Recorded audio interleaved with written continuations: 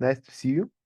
My name is Max. I'm lead software developer at Health Samurai, and for the last 5 years, I participated in multiple projects related to health IT in general. For the last 2 years, I'm part of exquisite team which develops 8box, our FHIR backend platform. Recently, we released a support for Fire topic-based subscription in Netbox, and today I'm going to share some experience of this with you. Let's start with the questions. What does it mean to implement Fire subscription?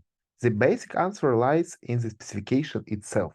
The conformance chapter insists that implementation to be conformant should at least allow to discover topics, allow client to create and monitor subscription, and should deliver notifications through one of course-defined channels.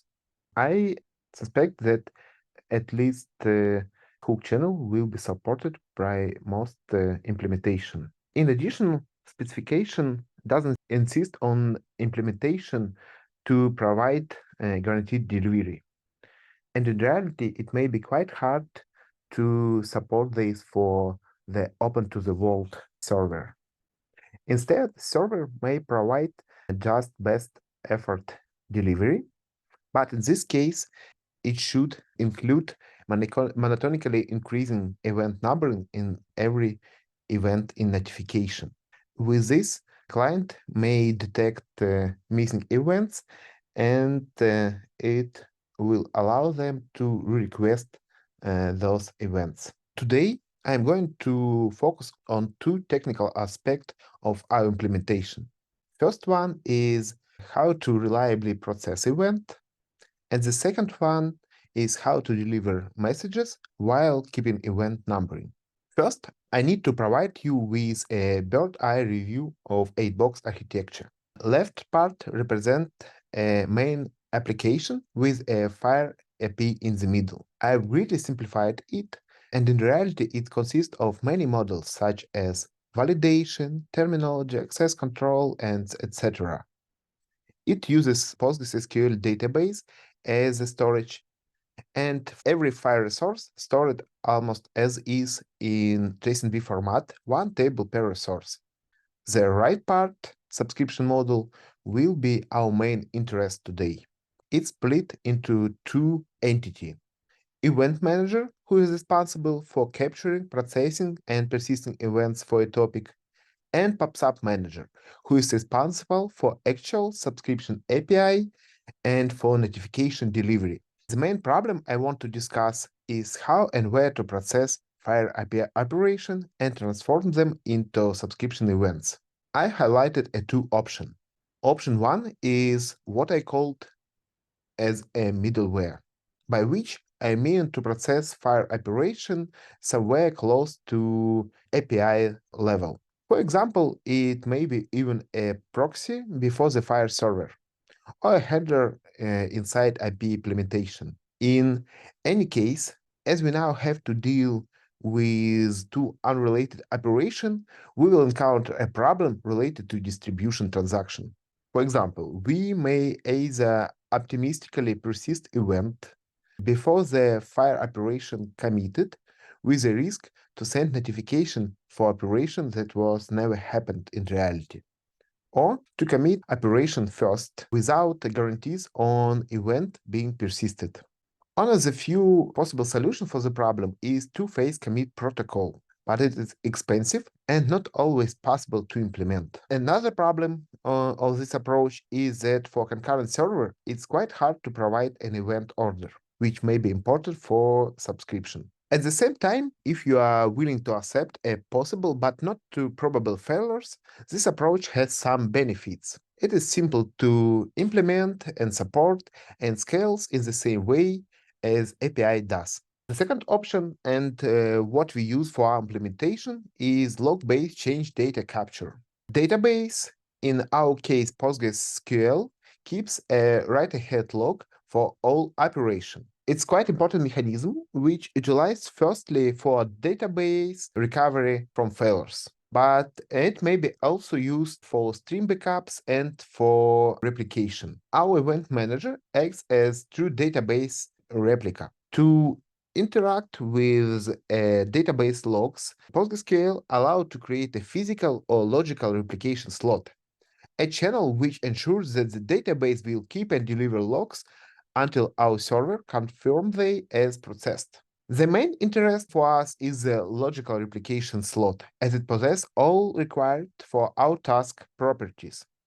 It delivers decoded event in easy-to-use formats such as JSON-B or protobuf in stable commit order and allow to receive both current and previous state of the record, which is useful for a subscription topic criteria evaluation.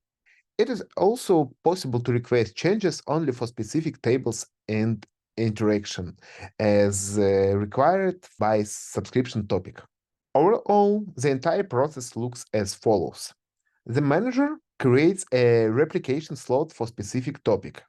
This forces database to preserve logs. Then manager processes events one by one and select those that meet the criteria, enriches them with can filter by attributes and additional resources, and after this publishes enriched events into PubSub manager. When persistence of the event confirmed, we may inform database not to keep the events anymore. I've already mentioned most of the benefits which change data capture bring to us. One additional is a lack of direct impact on the FHIR server performance and ability to handle workload spike easily. The main disadvantage is increased operational complexity. It is required to have additional monitoring for the servers, as the service fail may lead to a database running out of space. Okay, let's move further and discuss PubSub service. As I mentioned previously, it's responsible for the subscription handling and events delivery. But I want to make a quick detour first. PubSub system, which implement API as described in specification, is certainly necessary for a conformant implementation and will be really useful for inter-FHIR resource server communication. But in reality, a lot of our customers wish to do integration among their internal services. It has turned out to be quite handy to allow event manager to publish event directly into external system, while still use all the benefits of subscription topic to define events.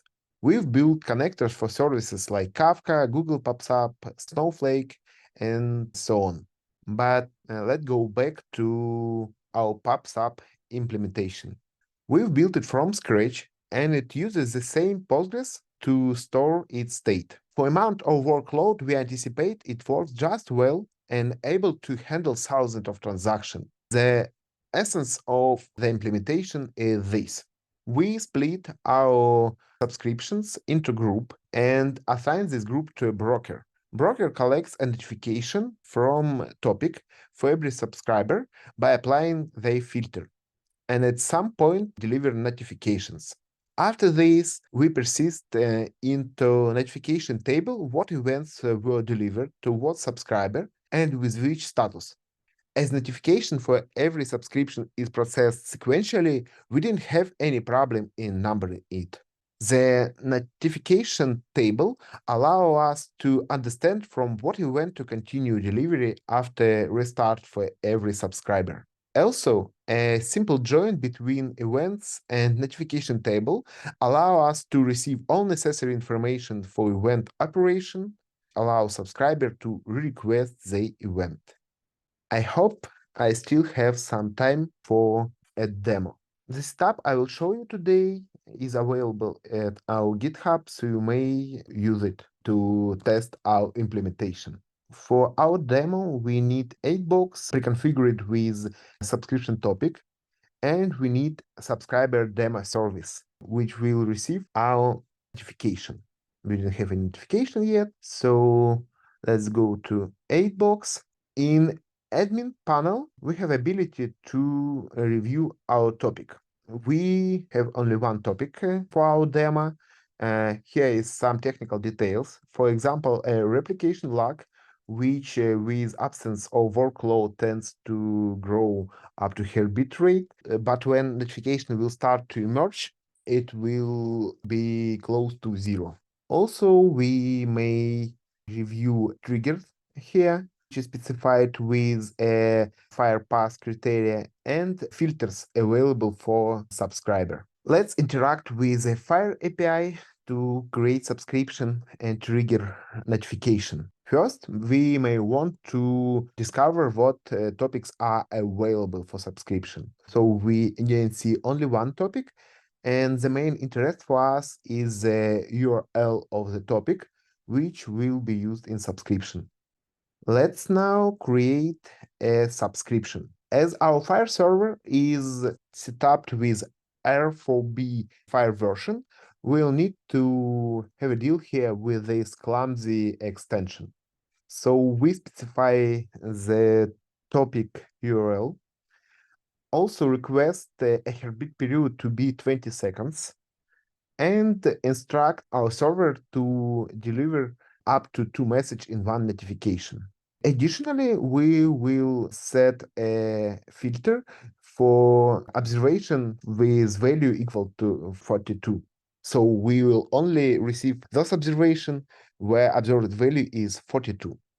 Let's create the subscription. You may notice that it's created at requested status, and at this moment, we'll receive a handshake event. After a handshake event was delivered and confirmed, the subscription status will become active. After this, we might create 2 observations to trigger immediate notification delivery. So you may see it here. It has 2 events with number 1 and with number 2.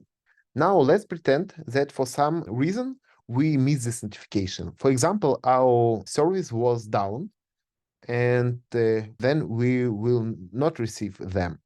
In this case, in 20 seconds, we'll receive a heartbeat notification. It doesn't include the notification, but from field event since subscription start, which is equal to, we may infer that we missed some notification.